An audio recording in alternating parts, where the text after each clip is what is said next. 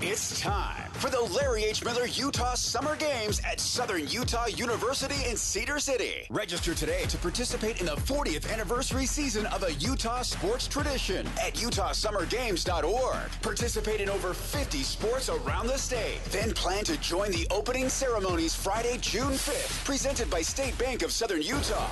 Register today to participate in the 40th anniversary season of the Larry H. Miller Utah Summer Games. I sold my car in Carvana last night. Well, that's cool. No, you don't understand. It went perfectly. Real offer, down to the penny. They're picking it up tomorrow. Nothing went wrong. So, what's the problem? That is the problem. Nothing in my life goes as smoothly. I'm waiting for the catch. Maybe there's no catch. That's exactly what a catch would want me to think. Wow, you need to relax. I need to knock on wood. Do we have wood? Is this table wood? I think it's laminate. Okay, yeah, that's good. That's close enough. Car selling without a catch. Sell your car today on Carvana. Pickup fees may apply. One of my favorite dudes on the planet, and it was so great seeing him go nuclear last night. Sam Merrill, kind enough to join us here on 97.5, the KSL Sports Zone. Sam, how you doing? I'm doing good. How are you guys? Doing well. How much does the phone blow up after a game like that? Quite a bit. I was, I had a bunch of texts, which is obviously great. Didn't get to sleep till about 4, so I was able to respond to most of them last night, which is good.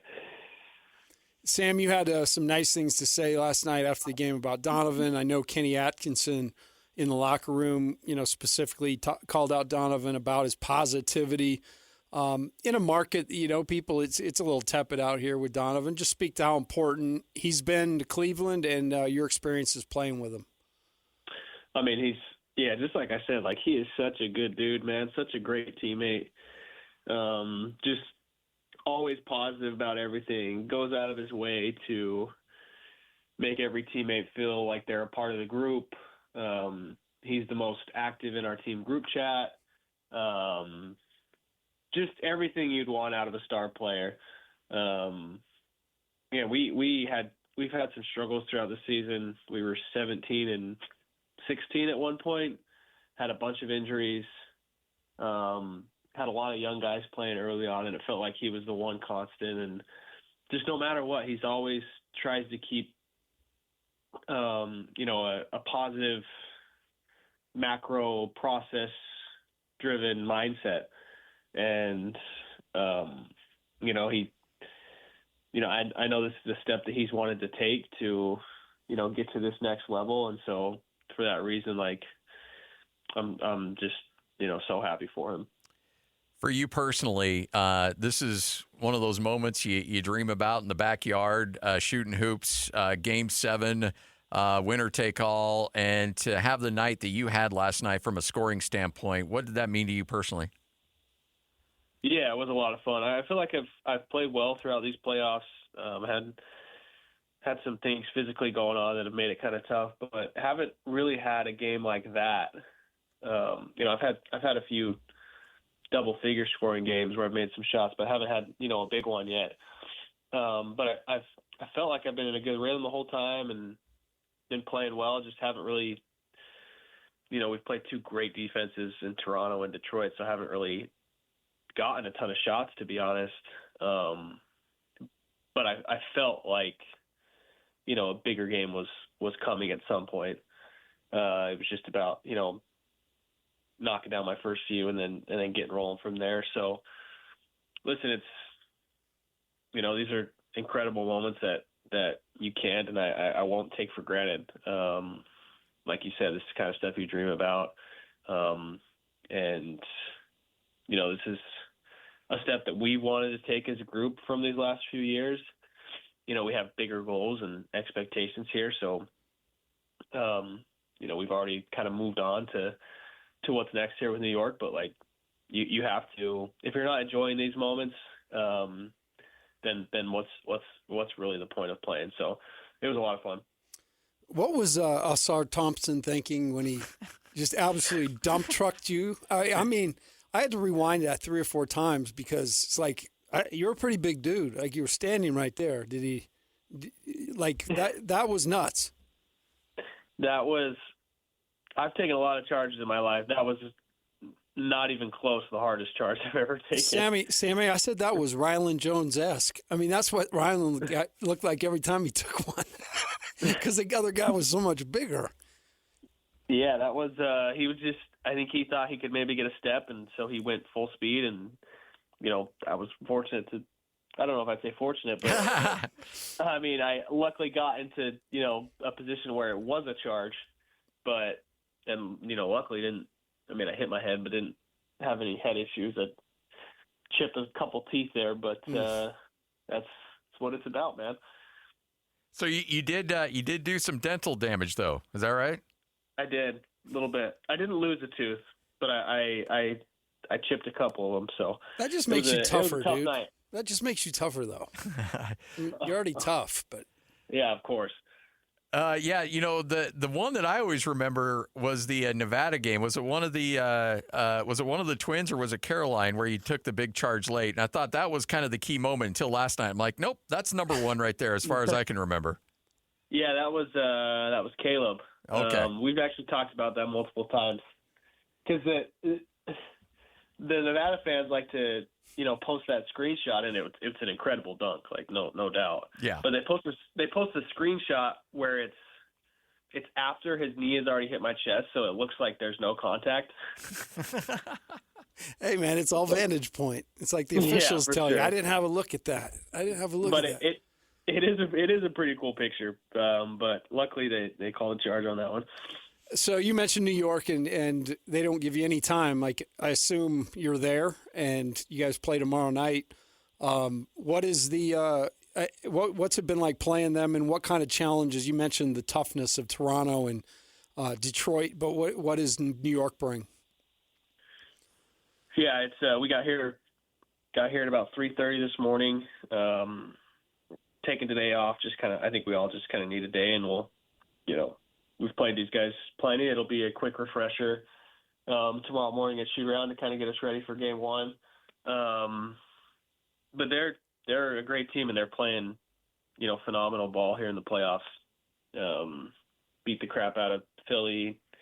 The last few games of the Atlanta series, they dominated them. So they're playing really well, and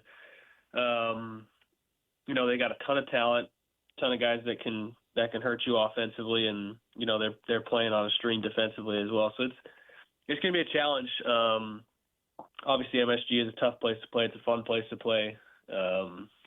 Another one of those things, kind of you dream of moments like this. So we feel like we've just continued to get better throughout these playoffs. Again, playing two great physical defenses should hopefully prepare us for what's to come here. Hey, sweetie, your mother showed me this Carvana thing for selling the car. I'm going to give it a try. Wish me luck. Me again. I put in the license plate. It gave me an offer. Unbelievable. Okay, I accepted the offer. They're picking it up Tuesday from the driveway. I haven't even left my chair. It's done. The car is gone. I'm holding a check. Anyway, Carvana, give it a whirl. Love ya. So good, you'll want to leave a voicemail about it. Sell your car today on Carvana. Pickup fees may apply. I remember talking to you when you first got into the league, and you mentioned the physicality and just how physical these guys are. That's the regular season. How much does that amplify in the playoffs, that level of physicality? Yeah, I think it still feels like it's a different sport from regular season to playoffs. I do think they are starting to let us play a little more in the regular season. But it's the amount of grabbing. I always laugh when people say like the NBA is soft. And listen, there's some flaws with the league that I think no one can disagree with. But like the level of physicality that guys play with at this level, and especially in the playoffs, is pretty insane. So you got to have your mind right, have your body right. And you got to be ready for it. So is that just something I was talking about it the other day? That they're showing an inbounds play or a replay of an inbounds play, and like to your point, like every guy's wrapped up before they can even move. I mean, that's the part. And then any kind of exchange or anything, it's two hands on the jersey until they can get caught up. They call that often, but they miss it often too. And I think that's the physicality you speak of. Is that that's why it's hard for you to get shots in series like that, right? Because it's so timing oriented, and everybody's kind of muddied up. Yeah, for sure. I mean, we're taught to grab and hold, and I'm sure that's every team talks about that. And you got to be smart about it, about letting go, so that the refs don't call fouls. But for sure, like you're going to get away with a lot more in the playoffs, and especially these last two teams we've played, specifically Toronto. Toronto, with a guy like Scotty Barnes and some of the defenders they had, they just kind of said, we're not going to let these shooters, me and Max and some of the other guys, get shots, and we'll take our chances with what we have. And Detroit's, was one of the best defenses all year, so they're really disciplined and really athletic and physical, and you gotta find a way to play with force and work through that. And again, like I said, that's something that we've really improved on over these last 3 or 4 weeks. I was talking to a buddy of mine in the media that covers the Cavs in Cleveland, and he mentioned that you have quickly entrenched yourself as a fan favorite. I know probably growing up, Cleveland wasn't on your bingo board in terms of playing in the NBA, but that city's really embraced you and your family. Just what does that community mean to you? Yeah, I mean, it's been such a blessing to be here. My first few years bouncing around was tough, just not feeling like we quite had a home, and Cleveland's become a home in the NBA for us, and we're finishing our 4th year here in Cleveland, and the fan base is amazing, and it's a great city. We live out in Westlake, about 25 minutes west of downtown, and it's a great spot to live. And I said this last night, like, the organization is as good as you're going to find, taking care of families and taking care of the players and whatnot. So we love it out here. It's, like you said, it's not a place you grow up thinking about, but I think about it a lot. Like, this is Cleveland. Like, I grew up, and the Cavs were a huge